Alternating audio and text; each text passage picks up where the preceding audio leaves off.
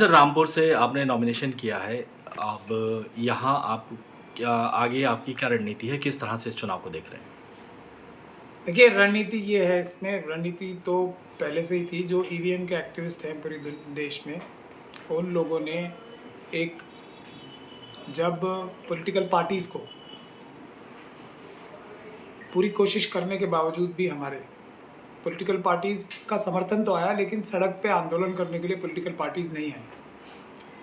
तो सारे ईवीएम के एक्टिविस्ट ने एक ये समझ में आई हमारे बात कि ये जो चुनाव शुरू हो जाएगा जब, तो चुनाव के शोर में ईवीएम का मुद्दा तो एकदम दब जाएगा, गायब हो जाएगा।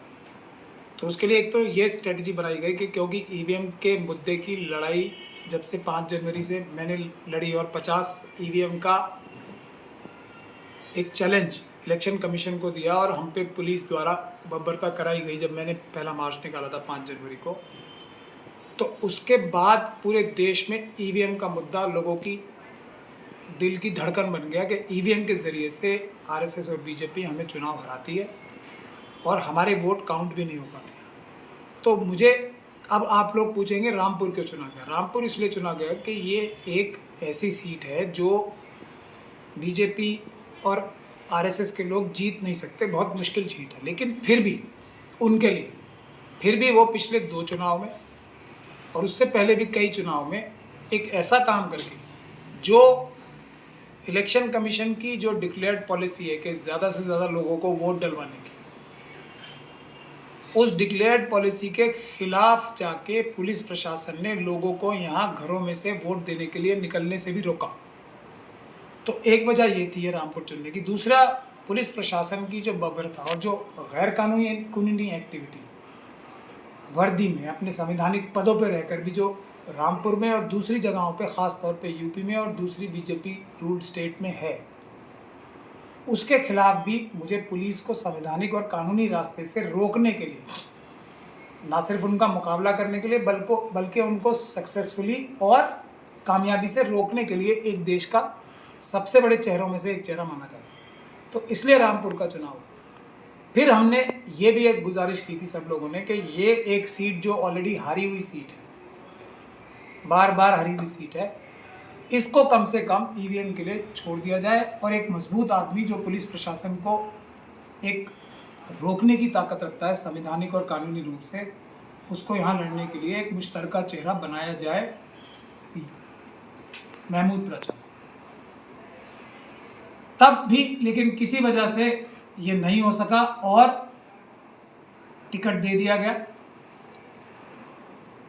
हमने तब भी बात की यही कि अभी आखिरी मोमेंट तक मैं यही कहता रहा कि, और यही बात चलती रही कि जो भी अखिलेश यादव साहब हैं और जो बसपा भी है, वो हमसे बात कर रहे, और अगर उन्हें ये लगता है कि मुझसे बेहतर कैंडिडेट उनके पास है जो रामपुर के जनता के साथ, उत्तर प्रदेश की पुलिस के साथ मुकाबला कर सकता है, रामपुर की जनता को इस पुलिस की गैरकानूनी कार्रवाइयों से बचा के ईवीएम की 20% जो वोट पड़ने की बात कही जाती है, जाली या नकली, उससे भी उबार के कोई फाइटिंग चांस रखता है, कौन बेटर कैंडिडेट है वो आप बता दें। क्योंकि यहाँ पे सबसे बड़ा चैलेंज तो प्रशासन के साथ ही होता नजर आया पिछले। तो क्या कौन फेस कर सकता है? जो भी फैसला होगा वो मुझे भी मंजूर होगा, लेकिन कोई बात नहीं की गई, अभी तक कोई बात नहीं की गई।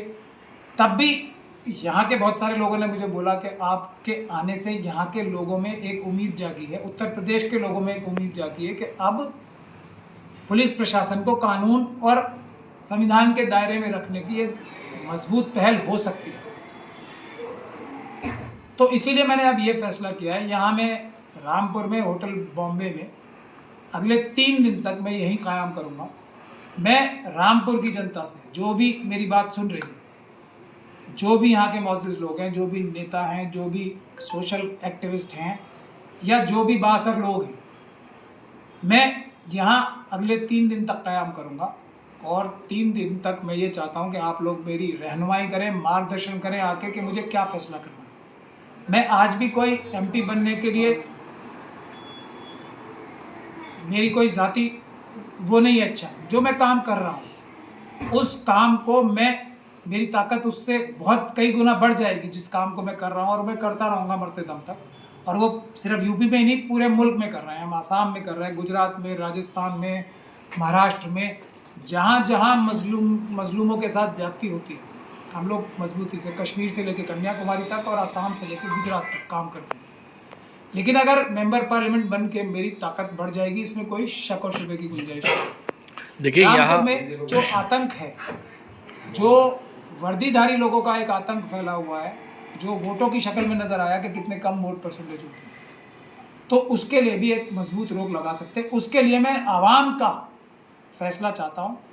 मैं अभी भी मैं ये बोल रहा हूँ कि ये लीडर्स मुझसे अब बात कर लें, मैं उन्हें कन्विंस कर दूंगा, या वो मुझे कन्विंस कर दें या नहीं भी करे कन्विंस, तो फिर आवाम पे फैसला छोड़ना चाहता हूँ। अगर आवाम आज भी चाहती है मुझे कि मेरी खिदमत, उनको लगता है रामपुर के लिए बेहतर साबित होंगी, उत्तर प्रदेश के लिए बेहतर साबित होंगी, मुल्क के लिए बेहतर साबित होंगी, तो मैं ये मुश्किल काम करने के लिए तैयार हूँ।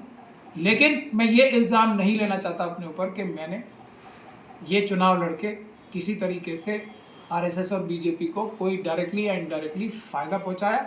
अगर मेरे हटने से ये सीट भारतीय जनता पार्टी और आरएसएस हार जाएगी, तो मैं आवाम का मशवरे से अब भी 3 दिन बाद ये अपना कैंडिडेचर विड्रॉ कर लूँगा, लेकिन आपकी खिदमत में हमेशा रहूँगा। एक चीज़ और है, जो CA/NRC के केसेस यहाँ हुए हैं, जैसे हमने दिल्ली में वहाँ बेगुनाहों को छुड़ाया और आरएसएस के 2 दर्जन से ज़्यादा लोगों को अरेस्ट भी कराया अपने क्लाइंट्स जो थे उनके लिए, वो काम मैं यहाँ भी करना चाहूँगा। वो मैं करूँगा, वो मैं वादा करता हूँ, चाहे मैं चुनाव लड़ूँ या नहीं ना लड़ूँ। लेकिन अगले 3 दिन तक आके रामपुर के एक एक आवाम से मैं गुजारिश कर रहा हूँ कि बॉम्बे होटल में आके मेरी रहनुमाई करें, मुझे रास्ता दिखाएं कि मुझे ये चुनाव लड़ना चाहिए या नहीं लड़ना चाहिए। जो आप लोग बोलोगे वो मैं करूँ।